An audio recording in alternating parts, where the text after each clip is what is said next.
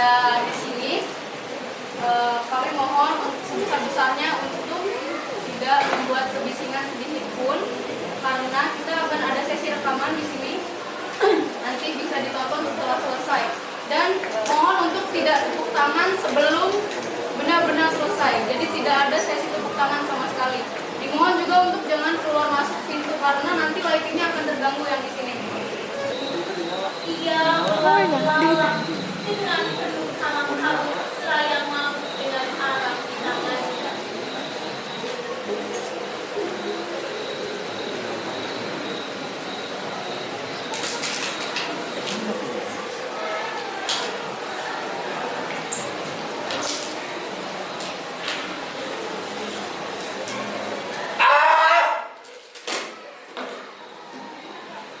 Semuanya sama saja.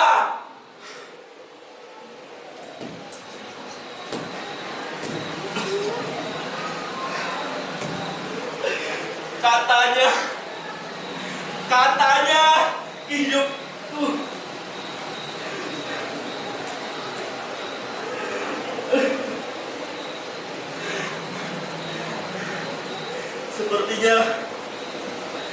sepertinya memang benar.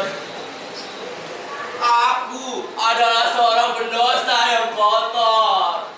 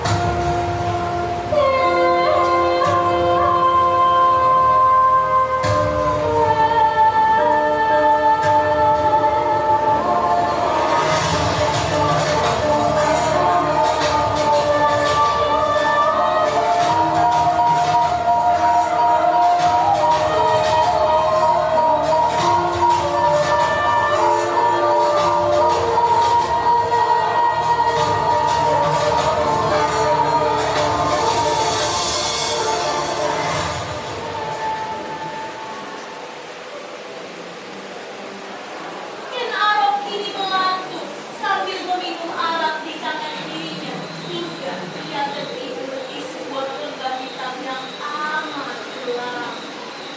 Lama sudah kepalanya beradu dengan tanah, ia mendengar jejak kaki yang tidak terlalu jauh jaraknya.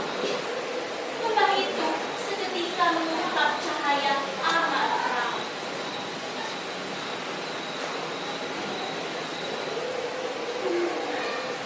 Wahai pemuda, apa yang kau perbuat di gua pertapaan?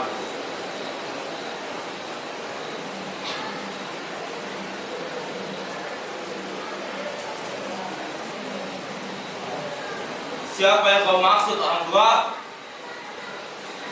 Dirimu. Aku sedang mencari keluarga yang akan menendangku lagi. Bagaimana? Duduklah. Akan aku ceritakan.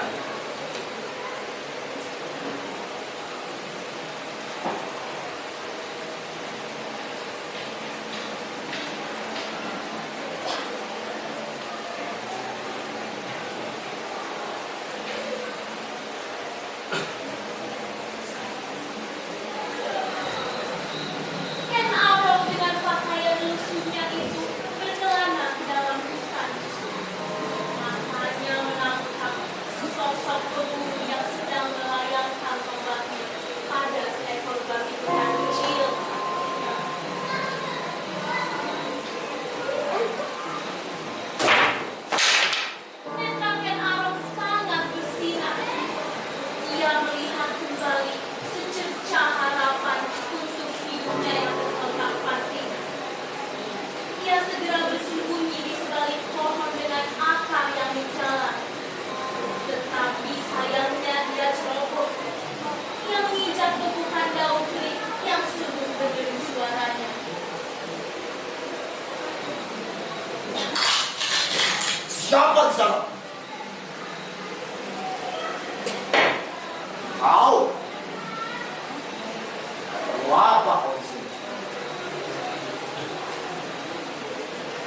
Aku Arok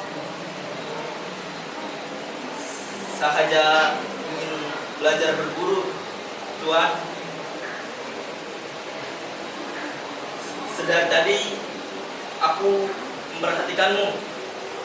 Kau sangat mahir memainkan tombakmu.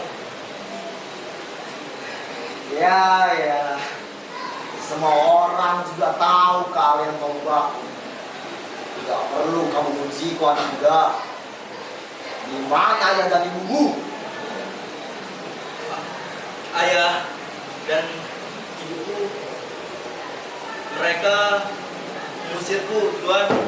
Mengusirmu? Bagaimana bisa orang seperti dirimu diusir oleh mereka? Ikutlah denganku, Ken Arok. Jadilah kamu. Benarkah? Ya, ikutlah denganku.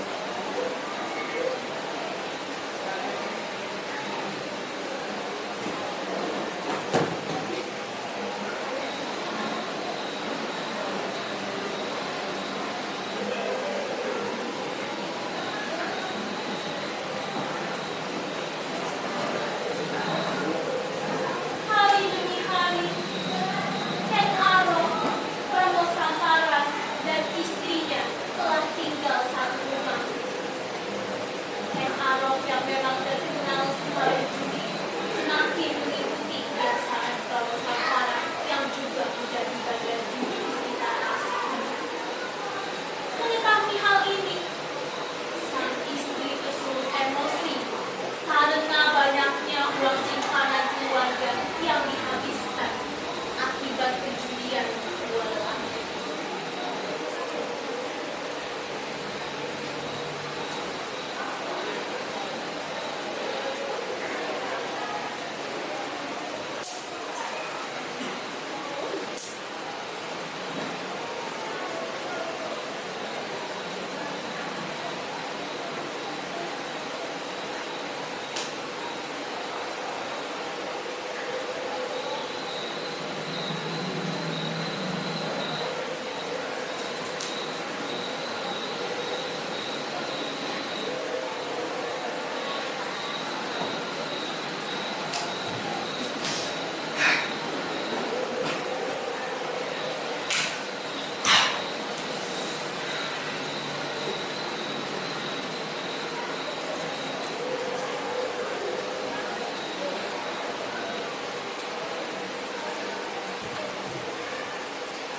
Arok! Kau bejat, Arok! Kau habiskan sepeser uang terakhirku untuk hal-hal yang tidak berguna itu, Arok! Bicaralah, Arok! Orang mulut saja! Kau banyak bicara, Bunda Tuan. Apa-apaan ini? Kau? Apa yang kau lakukan, Arok? Arok, ambil barang-barangmu. Jangan pernah kamu menampakkan diri di sini lagi. Pergi kau, Arok.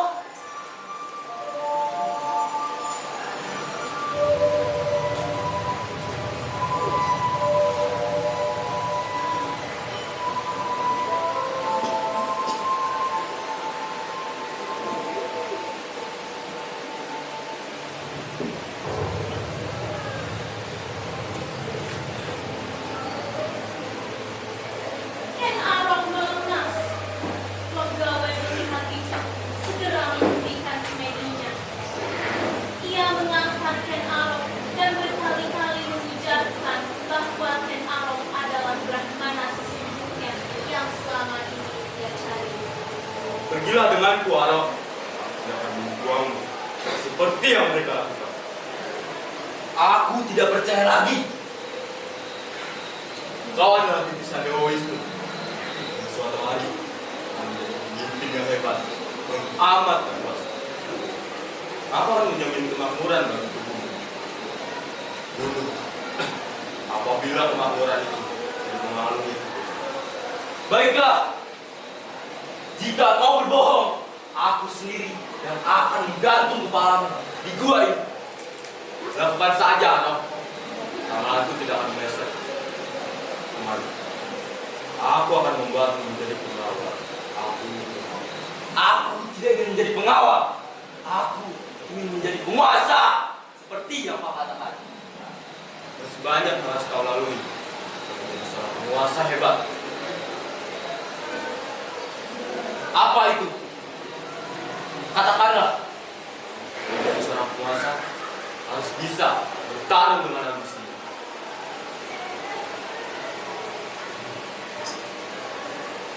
Ajari aku loh gawe.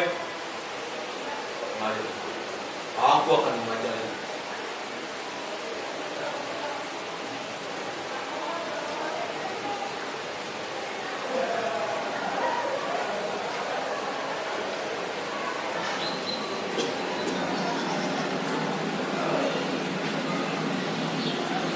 Ken Arok dengan pegawai berkawan baik dan menjalin hubungan sejak sejak datangnya pegawai. Ken Arok perlahan meninggalkan kebiasaan yang berbeda dan berubah menjadi pribadi yang lebih baik. Ken Arok juga diajarkan ilmu bela diri dan pedang oleh pegawai. Sampai ketika Ken Arok sudah mengajukan diri untuk menjadi pengawal bupati kerajaan Mabel yang itu Tunggul Amatul. Disitulah terjadi pertemuan mata antara Ken Arok dengan wanita anggun dan cantik yang terkenal di antara Pulau Jawa, Ken Dedes.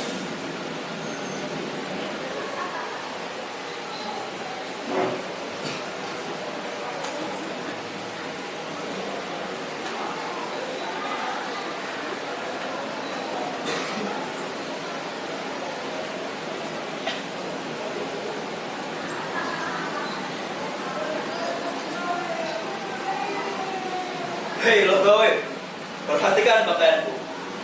Apakah aku sudah terlihat gagah? Kau masih saja dengan bicara, Arok. Bukan saja seperti apa yang aku katakan. Lihat, tuanmu sudah tiba.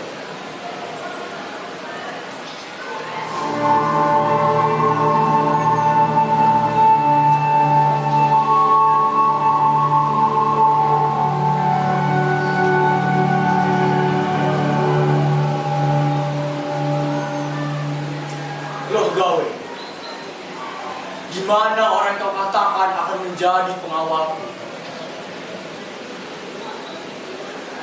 Ini tuan, namanya Arok. Dia sangat mahir dalam bermain pedang. Aku sudah melatihnya beberapa tahun belakangan. Mahir dalam bermain pedang. Sudah lama aku tidak berjumpa dengan seseorang yang ahli berpedang. Aku akan mengujimu.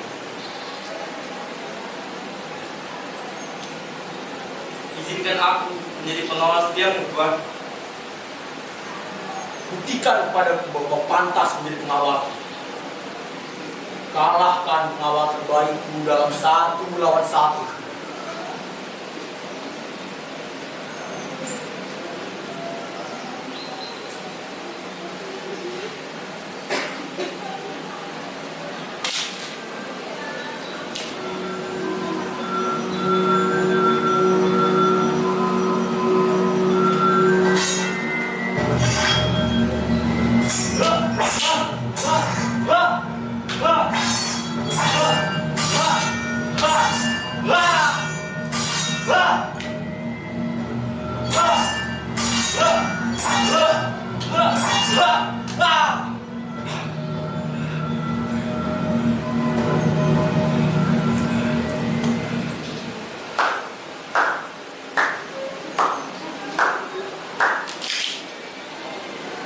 Kau memang sungguh luar biasa.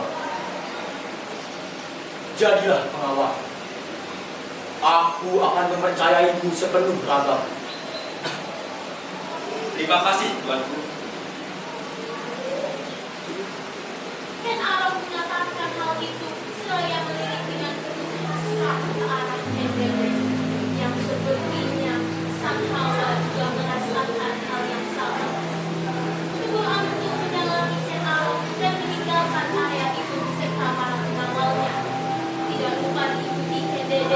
belakang mereka yang sedang menatap mata Arok dalam-dalam membuat sang ibu gelisah. Nampaknya Dennis juga dengan sengaja menjatuhkan selendangnya di depan Ken Arok.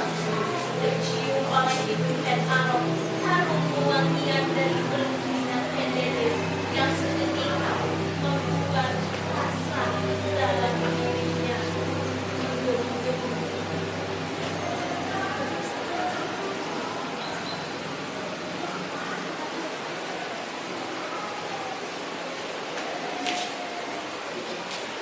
Tubuh Arthur. Ia bergumam dan berpikir, benarkah bahwa Kendedes merupakan istri dari Tunggul Arthur? Untuk saat ini, mantan pencuri itu terus-menerus meraung-raung dalam hatinya. Diam-diam, Ken Arok menemui kembali Lok Gawe di gua perhampaannya.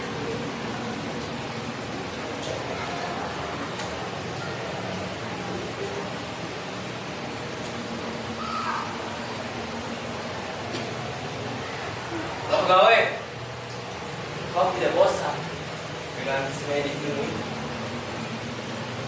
Apalagi Arok, dapatkan sekali dirimu. Tenang Lok Gawe, tenang. Aku tahu sedikit lagi kau akan merindukan diriku yang akan segera menjadi pengawal, bukan? Pikirmu begitu.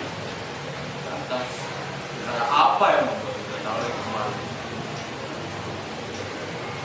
Bapak, sepertinya aku menyukai sang Prameswari, Kendedes. Sudah dulu, dia sepertimu akan menyukainya. Kendedes, sering aku mendengar, dia sangat keturunan akan menjadi raja hebat dan amat berkuasa. Aku sungguh menyukainya, bahkan semakin suka saat kau mengatakan hal itu. Beritahu aku, bagaimana aku bisa merebutnya dari tuanku. Jangan kau memikirkan yang mustahil, Arok. Kau akan menderita di dalam nafsu. Tolonglah aku, Lok Gawe. Bukankah kau bisa meramal? Ramalkanlah kehidupanku dengannya. Sudah, kau pergi saja. Semoga aku akan bisa membuat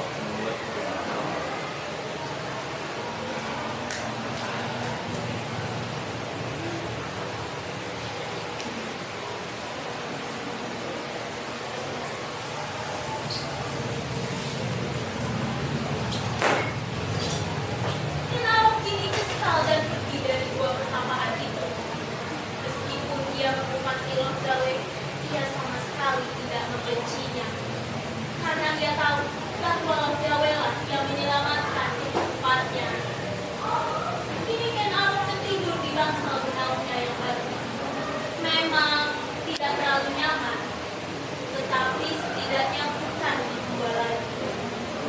Ia terus memikirkan keindahan Kendedes tanpa ia sadari ada seseorang bertubuh tegak yang juga masuk ke ruang istirahat itu.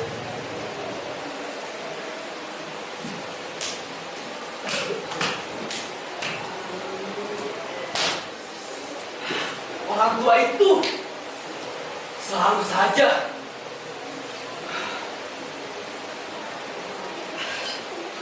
aku harus mencari cara sendiri.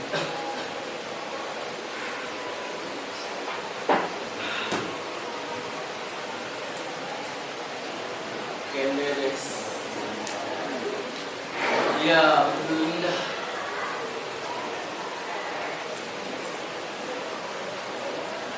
Kau baru di sini. Benar, aku baru di sini. Kenapa? Aku Aku Suko Ijo. Bagaimana? Sudah kenal dengan keluarga kedua itu? belum terlalu. Bolehkah aku bertanya padamu? Tanyakan saja, Arok. Aku sangat penasaran, Bu Ijo. Bagaimana bisa wanita tercantik di Maplem ini menikah dengan tuan kita? Hei, kenapa kau mengatakan seperti itu? Wanita adalah yang terbaik.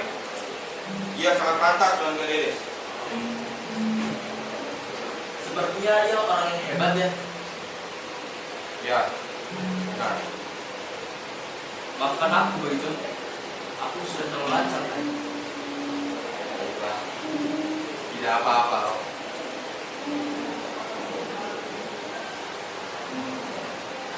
Sepertinya aku mengantuk. Tidurlah begitu. Baiklah, aku sudah mengantuk. Aku ingin tidur.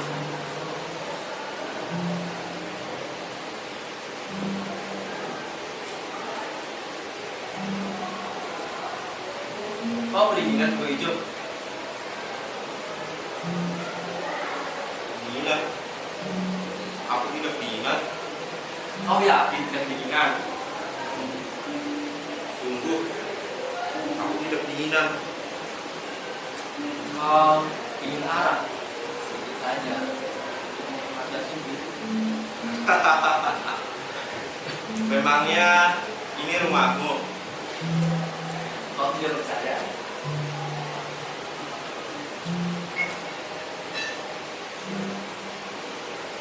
Lihat. Wah,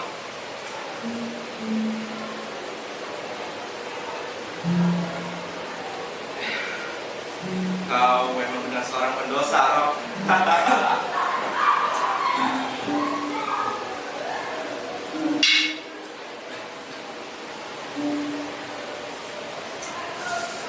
Ah, sudah lama aku tidak merasakan ini.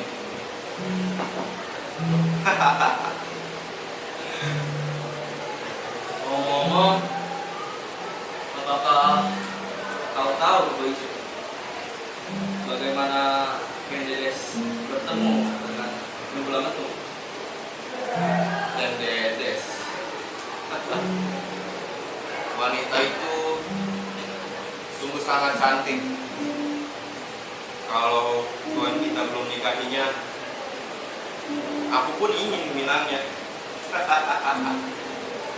Ceritakan saja Bu Ijo. Aku sudah tidak sabar. Baiklah, jika kau memaksa, aku akan ceritakan bagaimana Tunggul Metung tatkala ia meminangkan Dedes.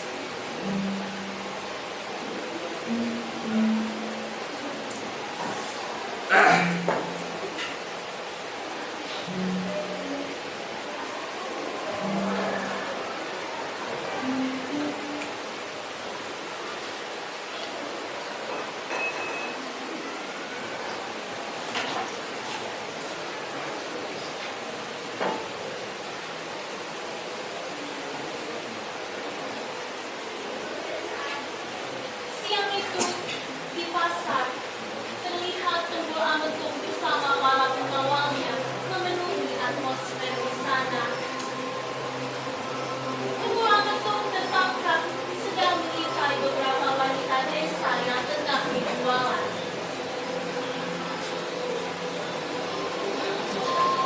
Para pengawalnya yang jahil itu menggoda satu persatu wanita di sana dengan cara berpura-pura menikah.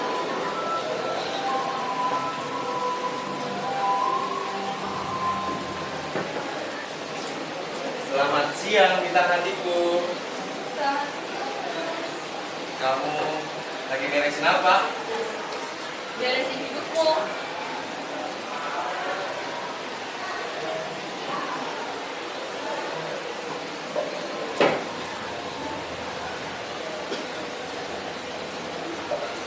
Ya, kulitnya cantik sinar.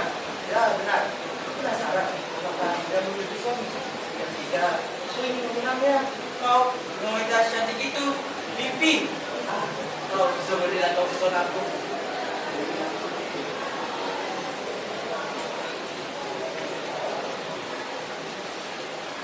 Hingga aku turut penasaran.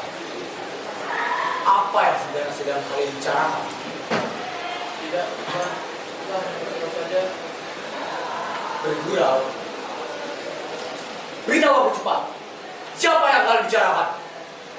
Tujuan Dedes dari desa Gelembung.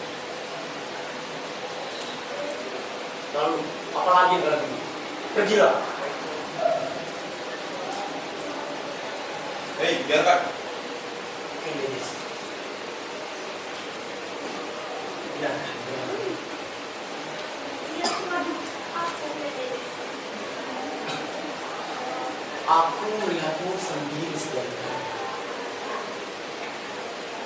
Maukah jika aku melihatmu? Tidak perlu Tuan. Aku sudah ingin Tuan sekarang. Wanita secantik dirimu tidak pantas memanggilku tuan. Karena sebenarnya kau akan menjadi musuh. Maafkan aku Tuan. Aku harus bertanya terlebih dahulu dengan ayah. Di mana ayahandamu? Biar aku saja yang menemuinya. Ayahku sedang melakukan perburuan Tuan. Butuh 3 bulan lagi untuk ia kembali. Tidak bisa seperti itu, Dedes. Jangan buat aku menemuinya. Permisi Tuan.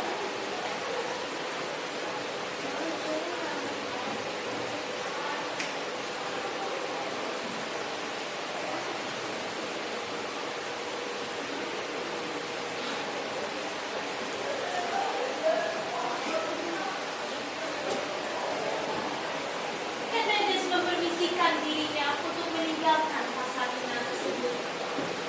Ia terlihat bingung. Bagaimana bisa Tunggul Ametung hanya melihatnya dengan sekelebat mata langsung ingin meminang dirinya? Tentu ia tidak mau. Dedes memiliki latar pendidikan yang cukup baik. Tidak begitu saja ia menerima tawaran Tunggul Ametung untuk menjadi istrinya. Memangnya jika ia seorang bupati, ia bisa berbuat seenaknya. Begitu pikir Dedes. Namun, ia tetap menghormati Tunggul Ametung dengan menolak halus.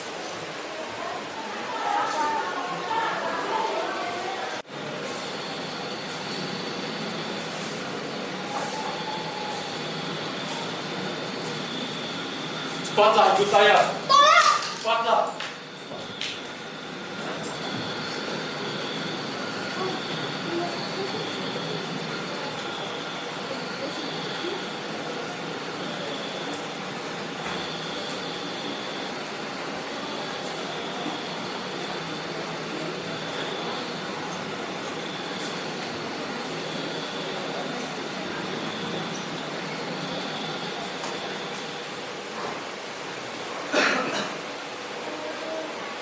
Dedes,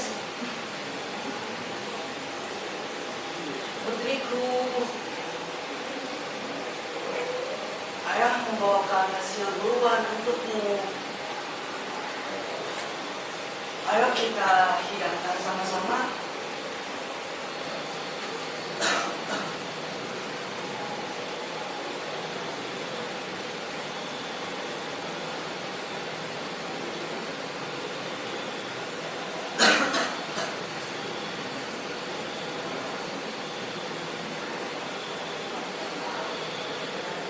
Dedes,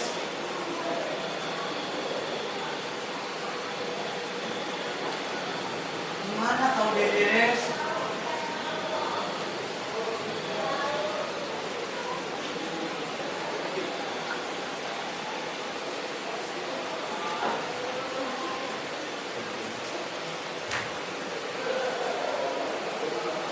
Benarkah kau ayah dari Dedes? Iya, benar. Kau tahu di mana Dedes berada? Aku kemari atas perintah tuanku untuk mengambil pakaian Dedes. Bisa. Untuk apa dia bersamamu? Tak usahlah bicara. Cepat tunjukkan atau aku akan membunuhmu.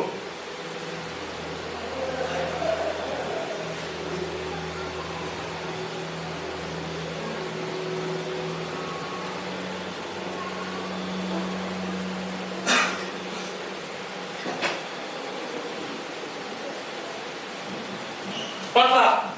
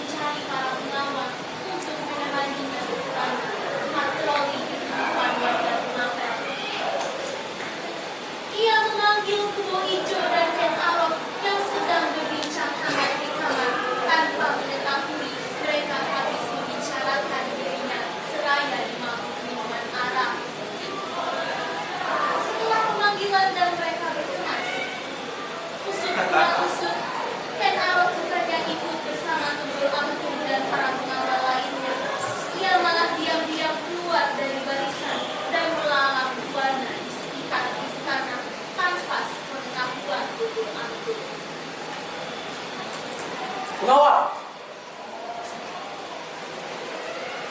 Aku berpatroli.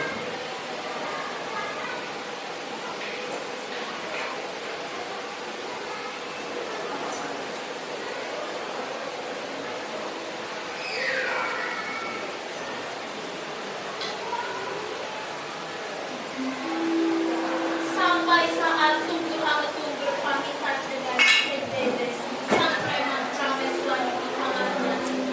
Nampaknya Dedes sedang mengacas.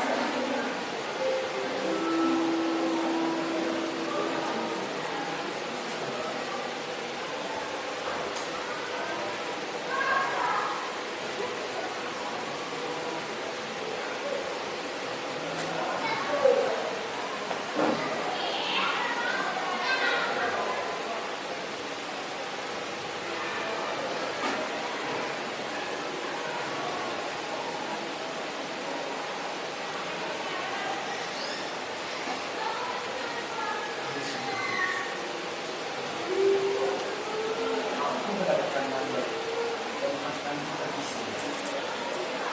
Aku harus menjaga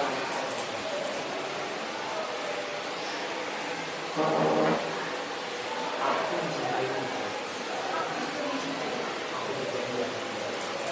Berhati-hatilah, Tuan.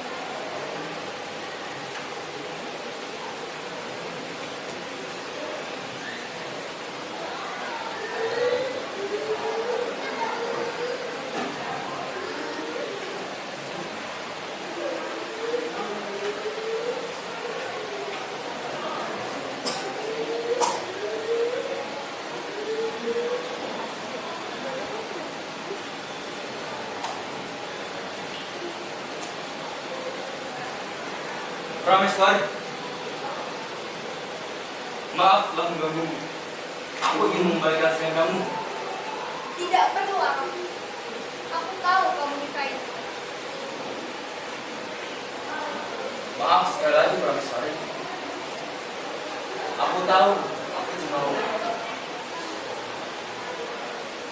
Namun, jika kau tidak ingin menyimpannya, kenapa ambil kembali selendang? Kau memang sudah terlalu jemawan. Tidak pantas seorang prajurit berada di kamar seorang diri.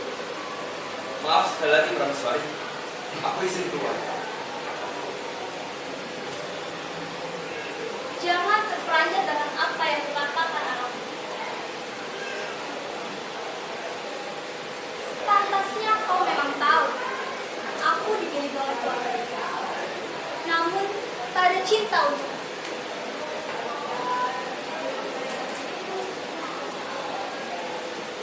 Bagaimana bisa Prameswari? Lantas, apa arti dari semua ini? Ya, mataku melihatmu lebih lama daripada mataku melihatmu. Benarkah itu? Kalau itu,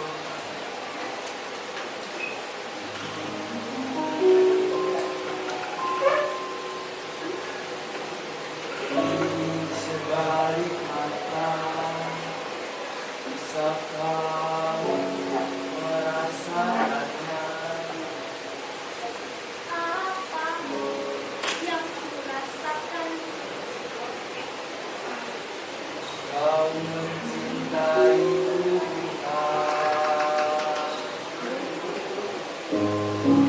usah kau ragu. Bila kau mau, ku taklukkan dia untukmu. Aku Ku hantar dia ke surga. di sebalik mata, aku merasakannya. Rasalah hadir buatmu. Berlaku naif, lugu primitif. Cepat kau pergi, bawa kebasisan. Katakan kau mampu membunuhnya. Aku akan membunuhnya.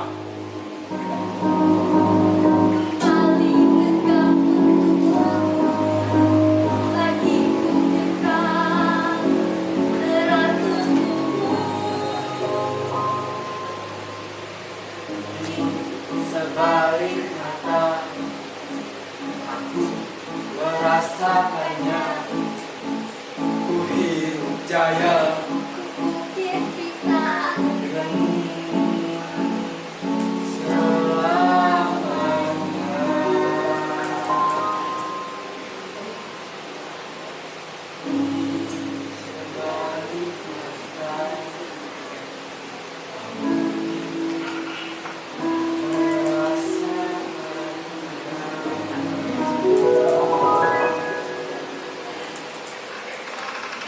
namun bagaimana jika ada yang mengetahui ini Arok?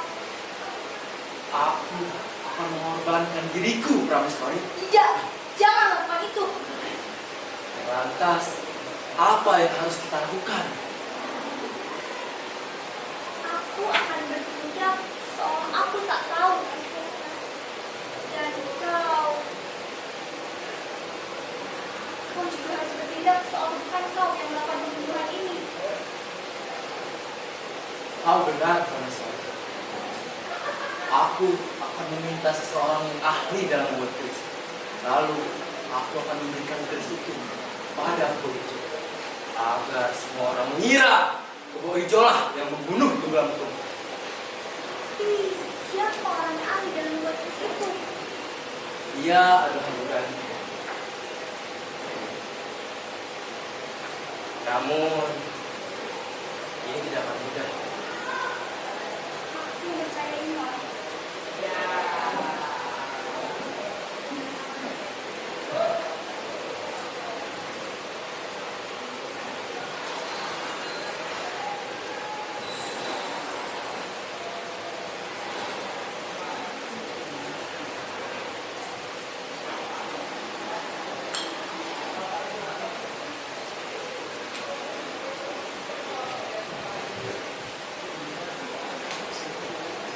Ken Arok mulai berkemas dan membawa barang-barangnya untuk pergi menyusuri hutan mencari Tugande.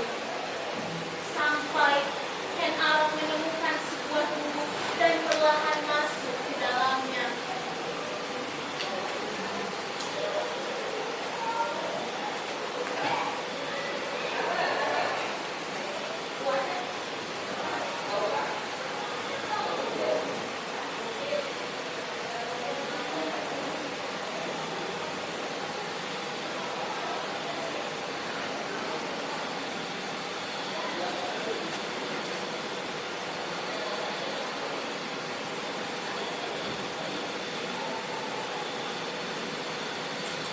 Apa yang kau lakukan di sini, anak muda? Benarkah kaum Gandhi sang membuat keris sakti? Nah,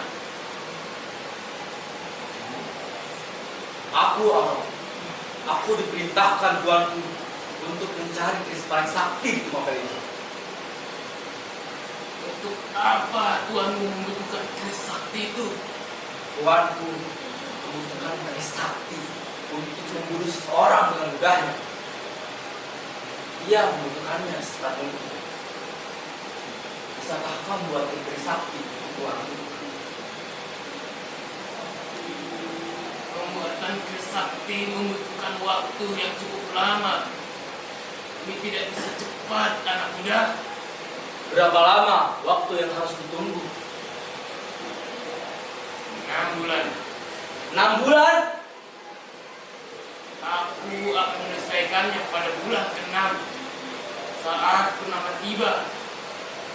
Aku tidak bisa kembali ke istana hanya untuk menyampaikan kabar ini. Beri aku kemudahan. Aku tahu kau bisa melakukannya. Jika kau tidak sabar dalam menunggu, maka pulanglah. Kerisku hanya sakti apabila telah melalui ritual selama 6 bulan itu. Aku tidak bisa kembali ke istana hanya untuk menyampaikan kabar ini. Tuanku tidak akan sabar. Bagaimana kalau 3 bulan? Bangunlah anak muda, keris itu akan membuat petaka kalau tidak tuntas membuatnya. Baiklah, aku akan menunggu. Namun apa benar tidak bisa lebih cepat? Baiklah kalau begitu.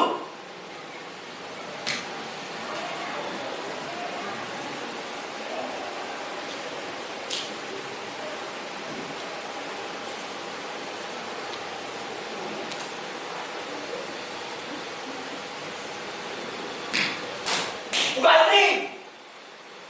Berikan keris itu. Keris ini baru 4 bulan ritualnya. Ritual belum kelima, belum dilaksanakan. Persetan dengan ritual itu.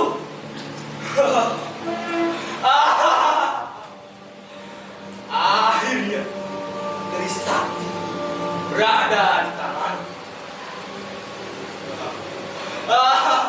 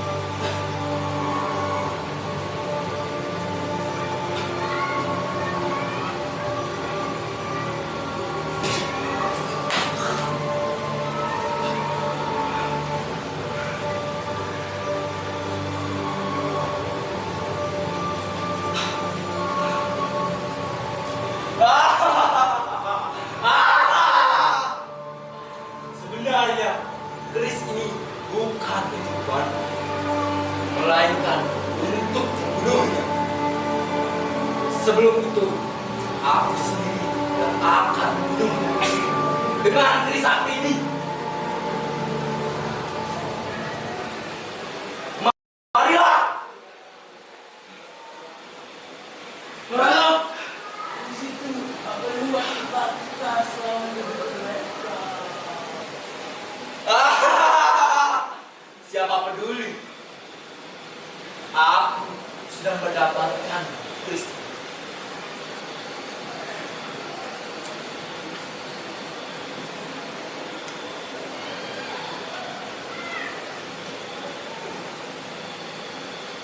Terima kasih, Bukanti.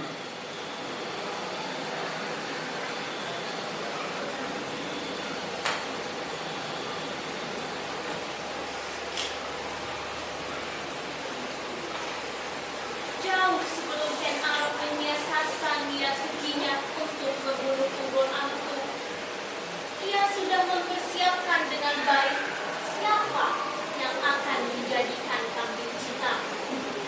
Raga munafiknya terlihat saat ia memasuki peraduan Kebo Ijo dan birunya.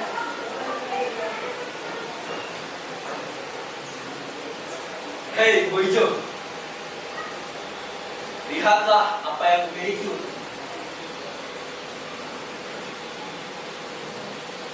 Wah, indah sekali Arok.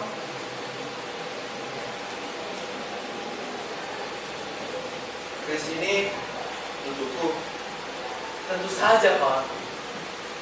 Keris indah ini untuk ambil.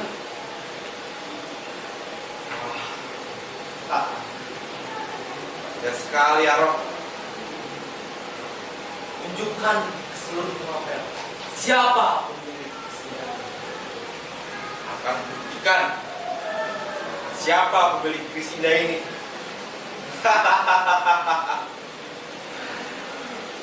Ambil. Terima kasih Arok.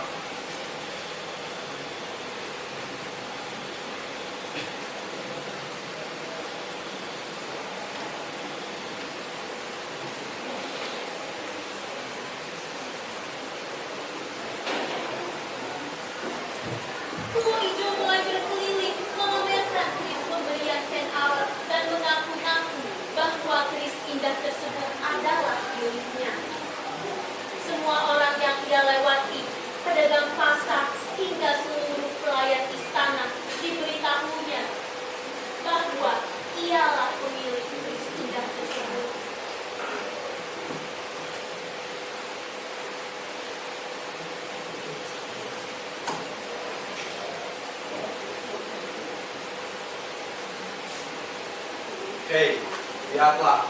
Siapa pemilik Kristinda ini? Wah, benarkah itu punya buku itu? Tentu saja. Maka, aku boleh megangnya? Tidak boleh. Ah, saya pelit. Biar saja. Ini kan kris milikku. Hahaha.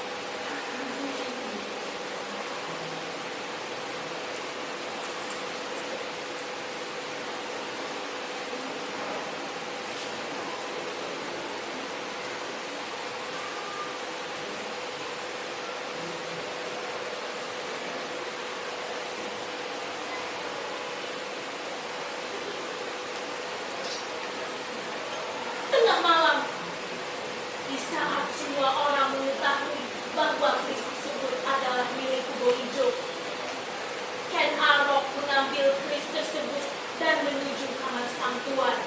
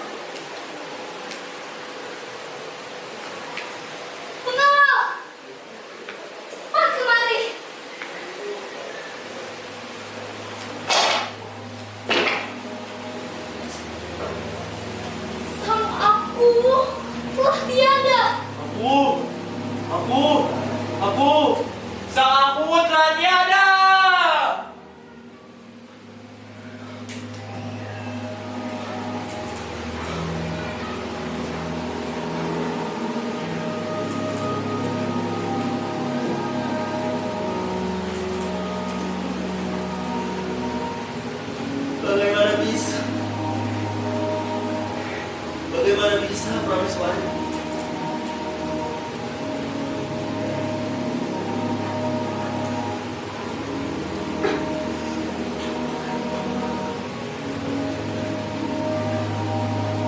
Bukankah itu keris yang dipamerkan ke hijau?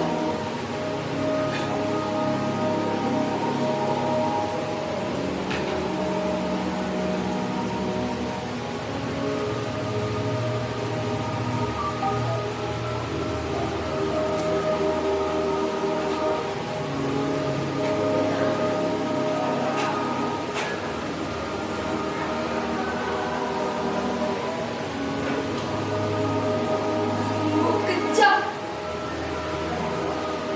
Bawa ke ujung mari. Dan siapkan eksekusi. Baik, Prameswari. Cari Koijo. Aku sudah sampai. Baik.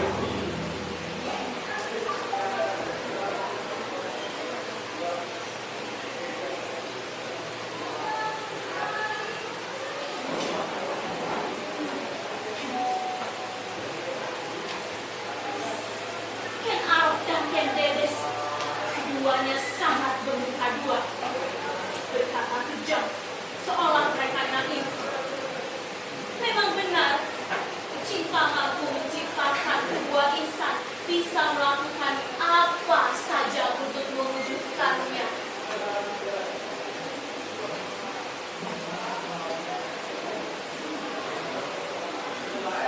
Hari itu, Kebo Hijau dengan wajah cemas pergi menghadap Ken Dedes.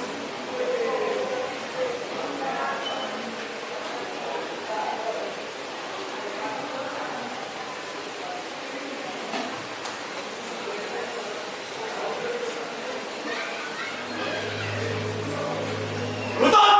Jangan! Aku bilang berutut, berutut!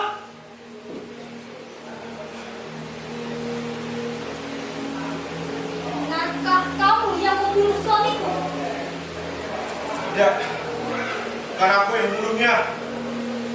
Lalu ini apa? Ini keris yang kau pamerkan ke Bejo? Kalau saja aku tidak berani. Apalagi sampai membunuhnya. Tidak usah beralasan. Sudah terbukti dan sudah banyak saksi yang melihat bahwa ini adalah milikmu. Di situ diberikan oleh Arok. Segera eksekusi Bejo. Baik. Tidak.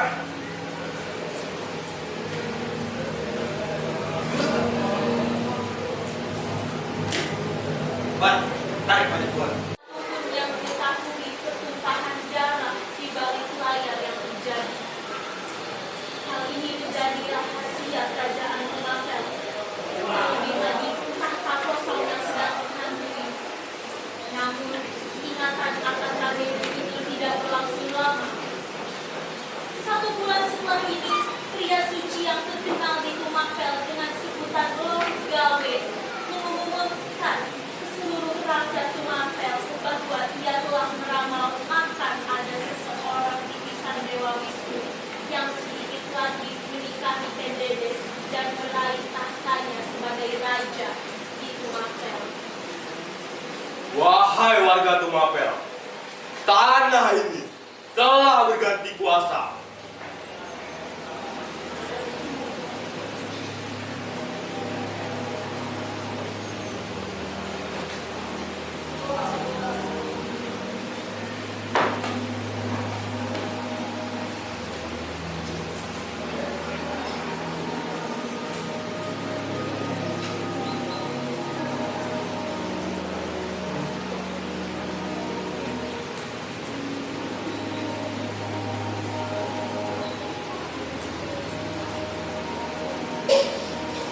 Aku Ken Arok.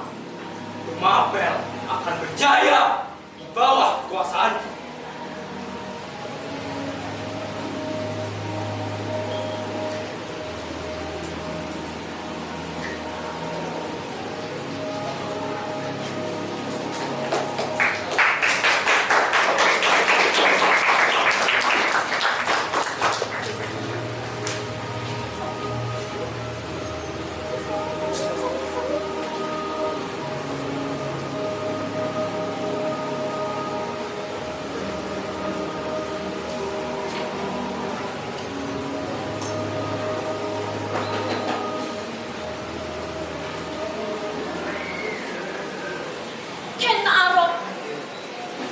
sering kita mendengar namanya di sini. Namanya berubah menjadi Ken, yang kini telah menjadi panggilan dari rakyat Rumapel untuk menggantungkan namanya. Tuanku Sri Ranggah Rajasa yang mulia Ken Arok. Kini ia telah menduduki tahta yang selama ini ia nanti-nantikan. Juga wanita yang ia perjuangkan melalui pertumpahan darah.